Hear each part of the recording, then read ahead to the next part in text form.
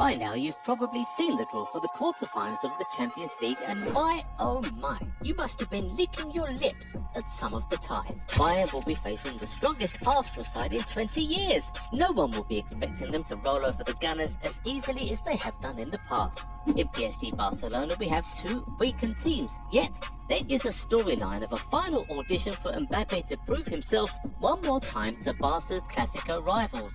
Xavi will also be looking at this as his last chance to cement his Barca legacy. The tie that we find most interesting is the one between the defending champions and the most successful club in the tournament, Manchester City versus Real Madrid. This is a truly heavyweight clash, and while Manchester absolutely battered Los Blancos last season, we have reason to believe that this season's tie will be a different ballgame altogether. Here are 5 reasons why Real Madrid should not fear Manchester City this season. Let's begin with what is the most obvious. Manchester City are not as dominant as they were last year. Yes, they are only a point off top spot in the league and could very well win the treble this season, but the way City have gone about the business this season has been slightly suspect. We haven't seen their usual swagger and dominance across the fixtures. In fact, this season, their record against the top 6 is the worst ever under Pep. They failed to beat the likes of Arsenal, Tottenham, Liverpool, and even Aston Villa. The way the latter two dominated them in the league was quite astonishing. Even though Aston Villa won by a single goal, Pep's side lost possession 13 times in the final third against them. Imagine how many they would have conceded against the likes of Vinicius and Rodrigo. Recently, City's midfield was overrun by Endo and co in what should have been a hammering from Liverpool. For all intents and purposes, it looks like there are so many ways for Real Madrid to get at them this season. Even if Pep wanted to tighten things up, he might find it difficult. You see, in Doku, he has an exciting winger who has quickly won over the fans and added that much dynamism to his attack. But on the back foot, he presents a problem that City has not had in some time. They are now more vulnerable to turnovers on the wings. Tottenham's opening goal in that 3-3 draw at the Etihad is ample evidence of that. That makes it 2 players who are a tactical liability to the team's defence. Like Doku, Haaland is worth his weight in gold for his goal contributions, but he does a minimal job out of possession. This has become even more glaring now that his goals have slowed down a bit. I mean, some of his open goal misses this season have been so crazy that some fans have begun wondering if City would be better playing a false 9. In some years past, City didn't have to rely on one guy to impact the game or to get the chunk of their goals. They were stacked to the gills with these sorts of players, but today they have fewer game changers in the team. It sounds funny, I know, considering the impact Phil Foden and Julian Alvarez have made in supporting De Bruyne and Haaland, but just hear me out.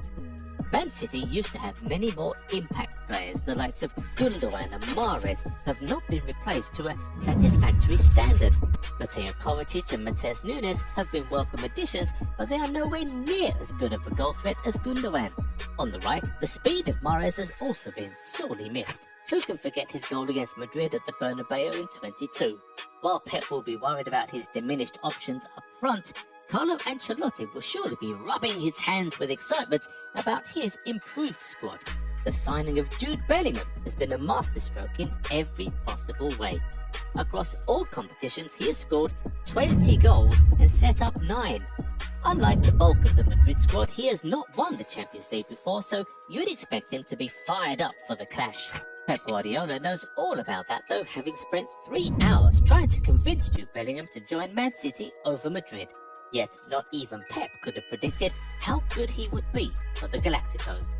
The impact has been massive, said Guardiola concerning Bellingham. He's a different team from last season. His influence is obvious and we have to try to discover what he does to control it. Guardiola added, facing Real Madrid is always a tough challenge, nobody can deny it. They are an exceptional club and in this competition can control many things with the experience they have in the past. And if the past is to be taken into account, Real Madrid will be hoping that their rich heritage in the competition will help them get over the line against the relatively new power that is Manchester City. As a club, they have seen it all, winning the Champions League on 14 different occasions. The fans and the president don't take defeat lightly at all, and the team will be eager to avenge them for last season's humiliating loss. After taking about 2 years to figure out Xavi's Barcelona, Real Madrid had taken them to the cleaners this season, beating them 2-1 at the Camp Nou before crushing them 4-1 in the Spanish Super Cup final in Saudi Arabia. The plan for Pep's side will be similar. Last season, Madrid was stunned when Pep switched up the formation in the second leg. Overloading runs with Stones and Akanji worked a treat, and the underlapping runs of De Bruyne and Gundogan meant that Camavinga was torn between covering them or staying with Bernardo Silva. This confusion led to Bernardo Silva's opening goal and opened the doors for domination by City. By the time the final came around, Inter Milan had worked it out, so it was no shock when clubs in the Premier League started responding to it as well.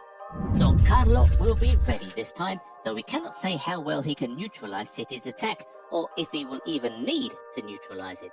With Bellingham, Tchouaméni and Camavinga, Madrid could go the Liverpool route and try to outwork the City midfield. Vinicius could also try to isolate Kyle Walker and take him out of the game. Luis Diaz has shown that it can be done. Man City were not the team Madrid would have wanted in the quarter-finals, but they would gladly take them on if it means that Real can prove to the world that they are still the masters of Europe. Expect nothing but fireworks on the day. So, who have you got in this one? Will Bellingham be enough of a difference to turn the tide, or will Phil Foden cement this season as his best and rival Jude as England's most informed player? What we can say for sure is that both teams will be nervous, but probably not as nervous as the winner of the Bayern-Arsenal game.